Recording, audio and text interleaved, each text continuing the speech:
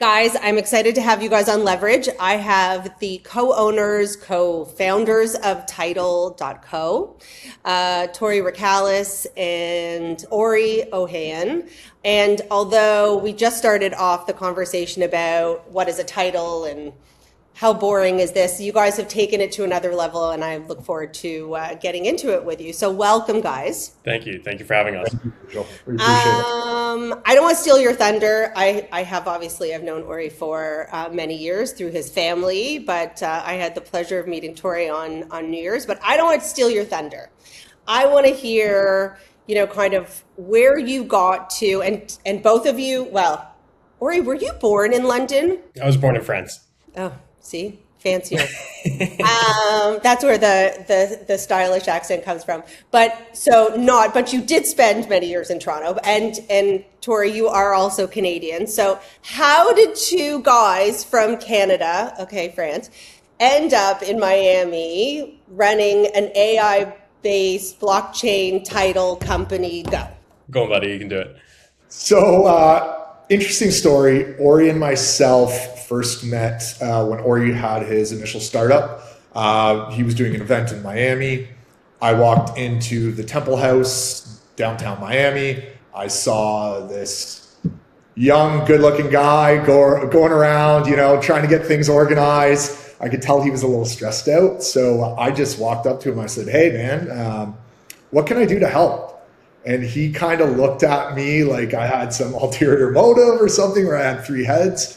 I just really enjoy helping people, and I want to make sure, that if they're throwing an event or doing anything, that everything goes off without a hitch. So I offered my services, and I had happy. What were those services? Sorry, that's just helping organize and ensuring that the night went off without a hitch. We were setting up art, setting up installations, all sorts of things to make this Temple House look lovely, and it did. It went off without a hitch. It was fantastic. so nice. And you were just a random person that was going to this event and never met Ori before. That's correct. And we figured out we had some friends and stuff like that in common. I had been down there speaking about NFTs and real estate, tokenization, etc. And that's kind of why the whole event was going on at that time. I think Right, I remember.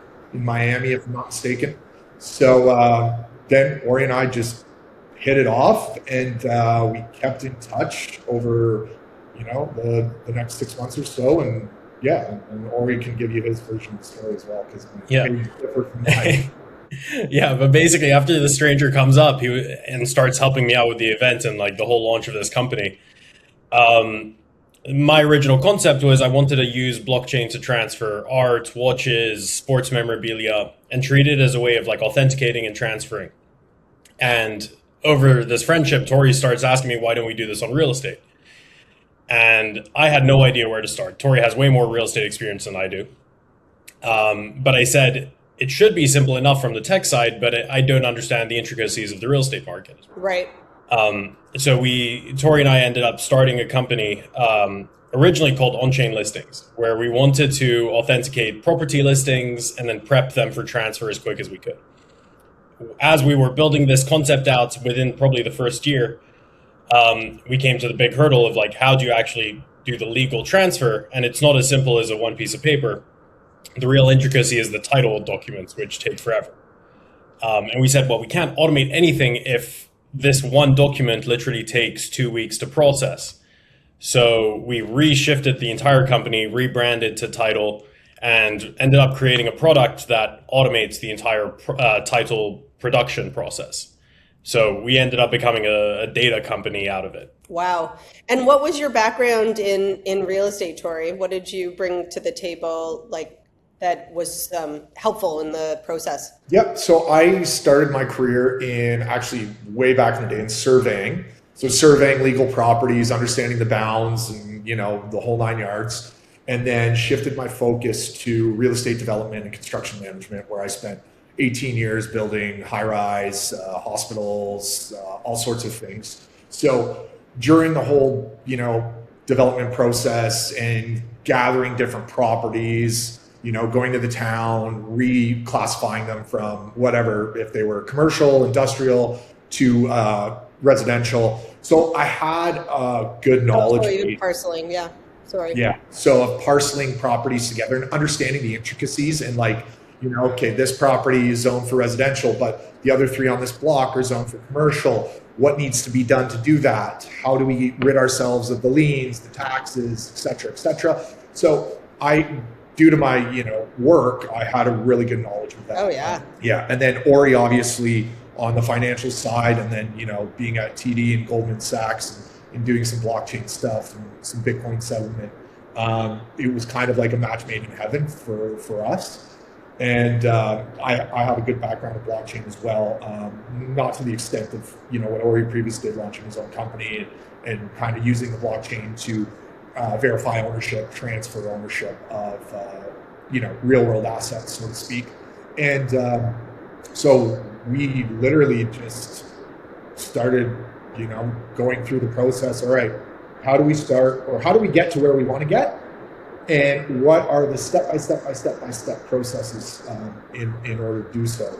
And where was that place that you wanted to get to? So the idea is, and so I think now we need to step back and talk about a little bit about, why this is even something that's needed and correct me if I'm wrong, is it all the US market, or is it just Florida as a state in which, so in Canada, you buy a property, you put your offer in, it's accepted, the paperwork goes to your real estate lawyer, and your real estate lawyer goes through the process of checking title. So are there any liens on the property? Are there any back taxes, et cetera, open permits, whatever it is. The understanding is that this is not done by the real estate lawyer in the US, correct? Correct. Most of the time it's not. There are some states where the lawyers will do this manually, and other states where the underwriter who sells the title insurance will provide it. But what we found out is that in 90% of instances, this work is outsourced.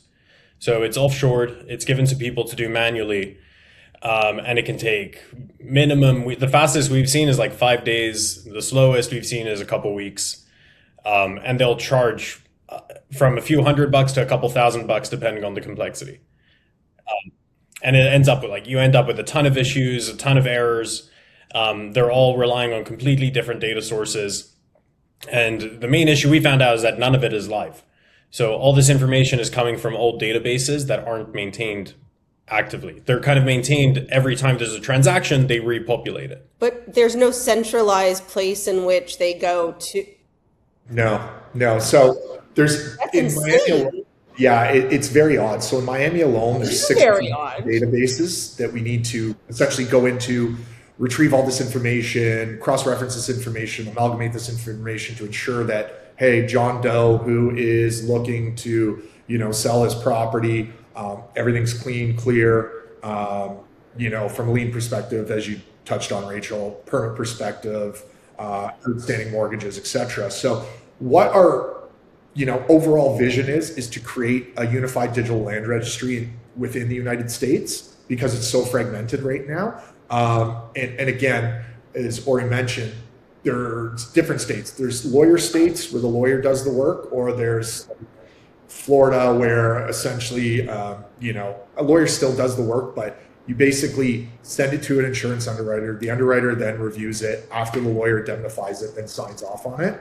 The title insurance, sorry, just to be clear, the title insurance reviews it, not like a home insurance. Okay. Yeah. Just for correct. People who are listening so they understand. I mean, I shudder to think anyone who doesn't have title insurance, but there you go. Yeah. And I mean, title insurance, yes, you have to get it in Canada. The US, you have to get it as well. And, for those that aren't sure what title insurance does, essentially, if there is any issues on the title, whether that be from a, municipality perspective, they inputted something wrong, or there wasn't anything closed out on the property that now reared its ugly head, that insurance is used to essentially, quash all that and rectify the issues. Right. If you were not aware of it. So if after you close and you own the property and this comes up, ironically, I also have owned my house for 17 years, and we just gutted the basement and we're taking a structural wall out. So we submitted a permit through our engineers, and lo and behold, we have 5 open permits on our house from the guy who built it. And I'm like, how do I even have occupancy on my home with 5 17-year-old permits on my house? Now, thank God I have title insurance, but it happens all the time. Yeah, it really does, Rachel. And it's funny you mentioned that, because one of my cousins, who's also one of my best friends, he's dealing with something similar in Ottawa, where he bought a flipped home essentially at the height of the market. So, yes, there was an inspection done, but essentially what happened is the foundation has begun to settle because they removed structural walls without a permit. So now he's essentially not allowed to live in his home. It's condemned, basically. He's moved in with his parents for the time being. Well, they're going through this whole legal process, employing structural engineers. The city's now involved. The insurance is now involved. So that's why you have title insurance, right? Oh, for sure. But As you said, I bought an absolutely spectacular house, like a $3 million house. And this is like now like 10 years ago, okay, to this family. And the family who owned it were actually builders, okay? And the grandfather owned it. So, listen, we did a home inspection, the whole thing. The backyard was beautifully landscaped. They got a stunning pool, the whole thing. The house closes and my client calls me and he says, there was no permit on the pool. Yeah. The grandfather, because he built homes and knew better than everybody else, didn't want to wait. He was like, it was going to take too long, so I'm just going to build my pool and I don't care. Now, thankfully, it was fine. And again, he had title insurance and that type of thing. But from beginning to end, if there's anything you do when you buy a property, title insurance is a must. So, okay. So now that we've said that, maybe people are like, so why do I need you guys, right? Like, I've got title insurance. It doesn't matter. Something really bad goes wrong. Like, why do I need title.co? Yeah, there's a bunch of reasons, but one of the first products we came up with was essentially running the title at the point of listing versus waiting for the close. So we started selling at a really low price, basically a really quick title report that would just show you everything. And it would tell you, is there an open permit? Is there a code violation that the seller had? Is there even an additional lien that the seller isn't aware of? So there's all these things that no one checks until your money's in escrow and the house is ready to sell, that no one's looked at. So we started saying, let's check it at the moment you list it. And if anything pops up, we'll clear it. If no, fantastic, move on. But that was our starting point. The inspiration of this whole business in general was we didn't understand why essentially your most valuable asset that you purchase in your life is transacting on some of the oldest financial rails that exist. And it's all gates kept essentially by counties, clerks, towns even. So we're trying to centralize it and make sure that this data is easy to review, as opposed to having to spend hundreds, if not thousands of dollars just to check if your house is okay. And you can get a copy of the permits. You can get okay. So you don't have to wait. I mean, same with me. It took me my engineer, and then I just called a lawyer and just who does this stuff for me is a friend of mine, and finally got me an answer, but it took weeks. So they could just call you and they would get all of this. So you could literally just go to our website, put an address, and it'll run it for you. But the majority of our clients are the lawyers, it's the underwriters, it's the lenders. We sell directly to them, so they don't have the delays. Perfect. So I thought one of the other products that I thought was really interesting that I think is maybe more prevalently needed in the US, and you tell me, versus Canada, as Tori, you just currently moved to Miami, correct? You are new. That's correct. I'm so jealous. Is an actual ongoing monitoring of your title. And I think that title fraud, and again, like I said, this is very much like I'm sadly just doing this up based on headlines, but Not so much in Canada. You hear of it here and there. Yes, there were some scammers during like the height during COVID. There was some crazy story about these people selling a house. It wasn't even theirs, like, all that stuff.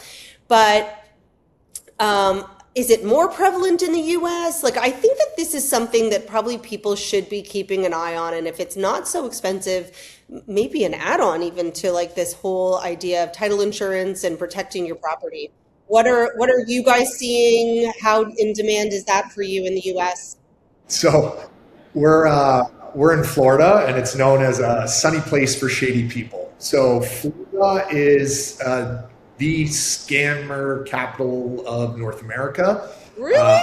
Yes, in every Well, aspect. there is a lot of wealth here, so maybe, Yeah. So credit follow card the money. fraud, mortgage fraud, deed fraud, all sorts of fraud. So to your point, Rachel, it's much more prevalent in the United States, in Florida, in, wealthier kind of states where people are, maybe they have multiple homes. Maybe they're not constantly looking at, their assets. So what we do is our title monitoring service essentially reruns the property daily, and text message or a email to to the owner to notify them of any changes whatsoever. So that could be a mechanical lien. You could have a carpenter come in, do some work on your property, and then you pay them, but they go to the county, they issue a lien on the property, and you really have no idea until you go sell your home. So what our product would do would be to notify you that, hey, someone's placed a lien on your property, or someone's tried to move your deed, or someone's assumed a mortgage under your property. And basically we send them an email, a text, a phone call, they're notified, and then we help them, mitigate that fraud by offering them legal support, etc. We work with some really good lawyers and some really good people at the city level that would, be able to help them avoid fraud. You don't get notified usually if someone were to put a lien on your property? No, because those filings go directly into a county clerk's office, and they get thousands of filings a day. So it's very hard for those offices to even catch if something's fraudulent. Walk me through this. What would be the purpose of the fraud so I'm a carpenter, I went in, I did work for you. You didn't pay me, so I put a lien on the property to get my money back, but I would try to get the money back from me first, and then I would threaten to put a lien on. So where's the fraud? Like what? Oh no, that was just one example. The fraud would be me going in, assuming someone's, like, now with AI, Rachel, I could look like you and sound like you in a matter of minutes with all the, different AI tools there are out there. And I could essentially call a title attorney, or I could call the city and say, hey, I want to transfer this deed to this person's name. And I could provide my fake passport, fake driver's license, fake anything that AI is creating, and basically make that happen. So it's becoming more and more prevalent as technology continues to get better and better. We've even seen cases where we ran a report for a client, and it turns out that during COVID, the daughter transferred the deed to her name away from her parents, and now she's in a lawsuit with her parents over who owns the house. And we caught that, like, no one notified the parents that the documents was filed without them knowing. And now there's a whole litigation about it. That's so sad. So it's very easy to get away with this stuff because it's all paper based. So as long as you can get into an office, file the document, and convince whoever's there that it's legitimate, it will get filed. That's crazy. I mean, in Toronto, there's a website you can go on just to see if there's permits. I clearly never did on my own property, but I do it for my clients. Shoemaker's daughter. Anyway, all right. So I am interested to know what makes you guys stand out. So, I mean, I think you both are outstanding. So you two are the, added value compared to the other companies, but speak to me a little bit about like the AI technology and blockchain behind your product and why it's superior. Yeah, so there's a couple things. One is the speed. We're getting production of property titles down to like 4 minutes, if not faster. The closest competitors who are AI companies are still taking minimum a day. And that's because obviously they're not accessing data at the same capacity we are. They're not parsing through documents the same rate we are. And we've built custom AI agents that do this. It's taken a lot of time for us to develop it. And the second thing is, which no one is doing, is once we've gathered all this information, we store it on the blockchain, but it's really just a database. So I don't think anyone is really doing this, is where we're putting all the information in one place. So if you want to access it again, it's instant.